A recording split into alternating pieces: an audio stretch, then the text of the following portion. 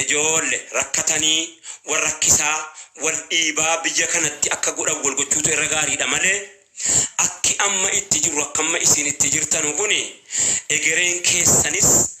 ammi keessanis hedduu yaachisaadha.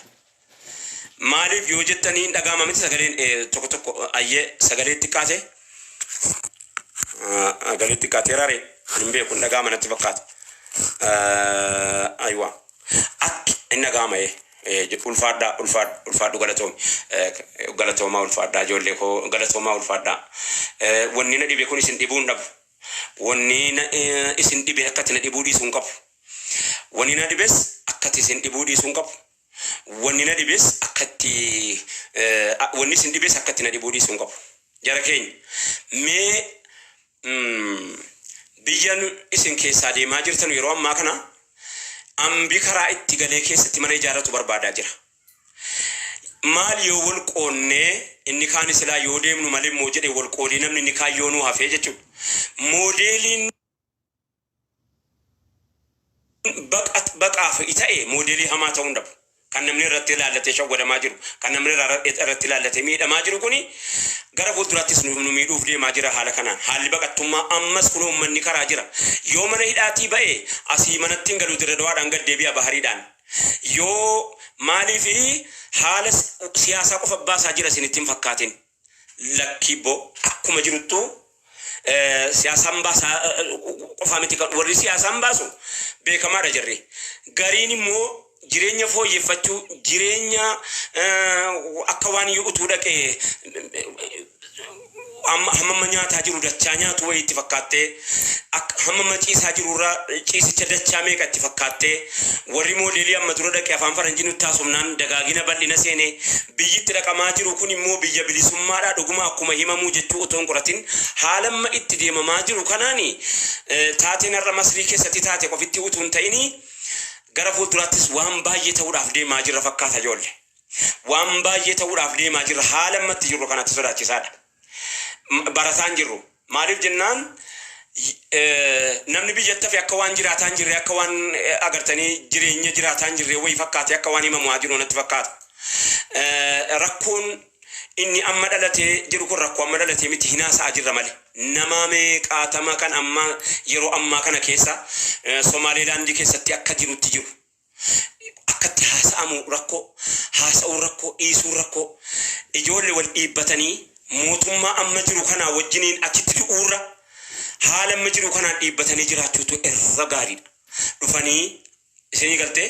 dirqamaa miti. Siyaasaa deeggaruunis deeggaruu dhabuunis dirqamaa miti. Dirqamaa miti. Hundi siyaasaan baasaan jiru isa irra caalaa siyaasaan baasaan jiru. Maaliif jennaan eeguma laal toora nama 15,000tu warri deengada Saudi Arabiyaadhaa galee toora nama 15,000tu asii deebi'ee dhaqee meeqaatamni qabame meeqaatamni yeroo ammaa kana keessa hidhaa jira. Ammi Rabbiin baasee moo bakkee jira. Dhugaa siyaasaa miti.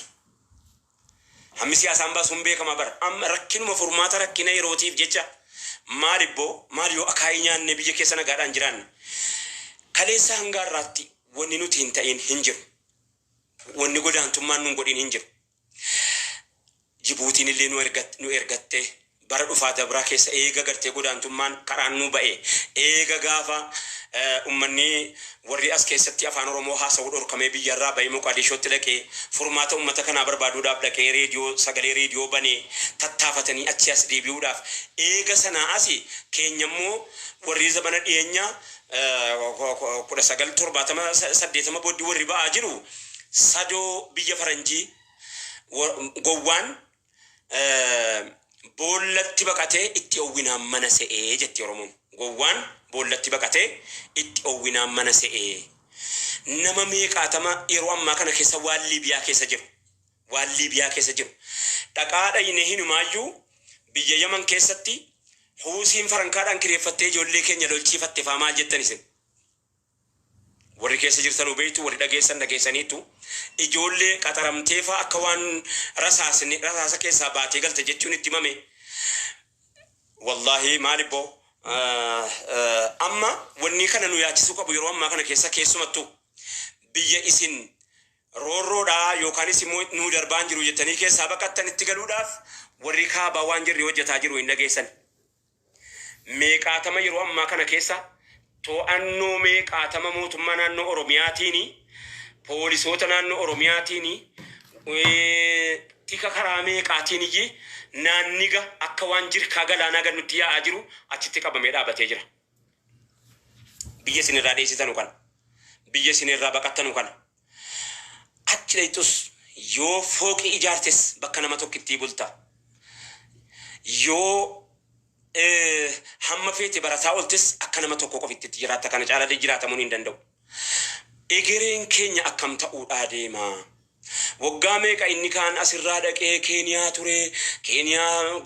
Jibuutiin ergattee, Sumaaleen illee ergattee,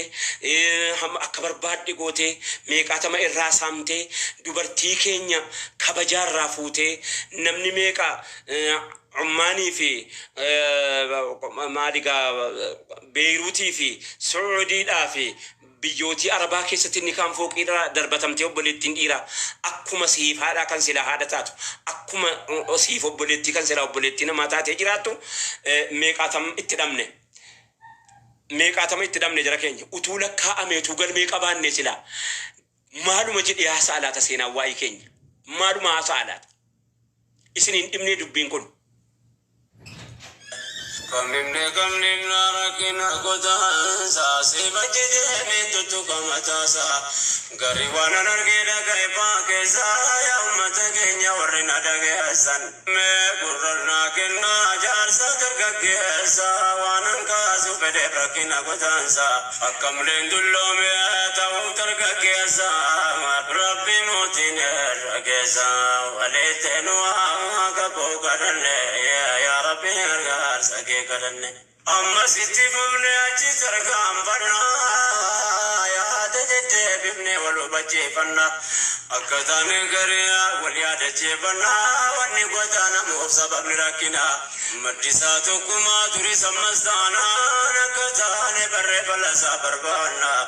akka bakka jirroo dura of barbaannaa biyya keenya keessatti nuti hoomoof taanaa jireenya bineensaa baqataa jiraannaa kun biyya koo jenne yoomirraa toftaanaa kanaa roomatti yaanna gamtoomne kanaa bakkatti kufne rabbi gargaarsa kee kadhanne yaa waan gudaantummaa ga'ee jeelu nurraan gabaabsee waati koosiniif gaagurraan qaama nutti ta'e ba'an nurra turraan biyyoomatti dhabne kutaanne baturra xiqqaanne baqanne salphinaan hafuurraa gargaarsa rabbiitiin gamtoomne tumurraa yoo tarkaanfanne of dura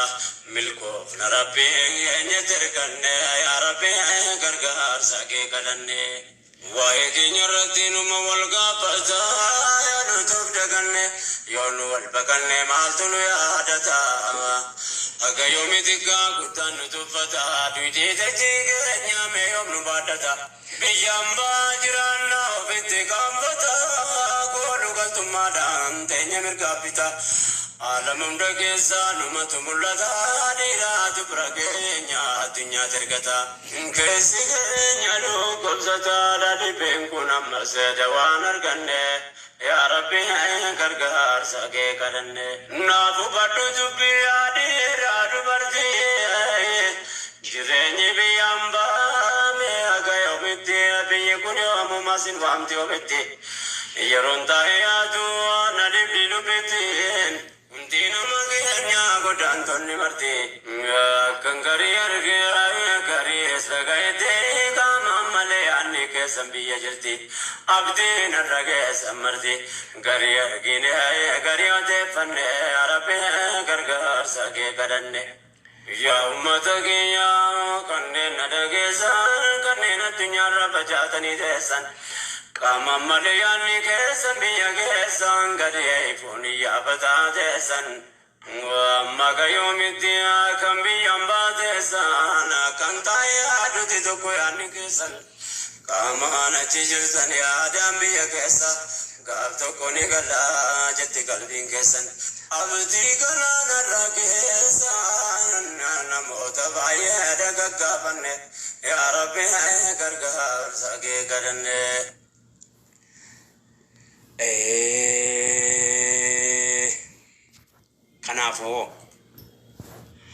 Kanaafuu hoo إسنادبو قمنا الرسلا بيك بناتي نتما وامم قفان كنيا تاتي تجي بيك يوم تكان باتي يوم بتفوني سيجر الرتياتي مزاجينيا كان قبر ما أفتي بيا سارا بوم تركم تاتي وجتا بيام بايتا إتكاتي قومي وردي أراجي نتباتي مرقا ستي دمني أجتي نبلاتي شرام بيجران بافتي وانجر جدنغري قراني يا ربي غرغار ساكي قراني kana lafaa fuudheen jenne maal jaratu nu waamee jechuun keenya immala kun immoo waa qorachuu gaafataa seenaa dubbisuu gaafataa kaleessaa aanoleen akkamitti dhalatee calluma jedhaniiti dhugumaa warruma kaabaa dhufe tumna baasee yookaanis gootummaa uummata keenya caaleeti la waatu jala jira waatu keessa jira quba qabdan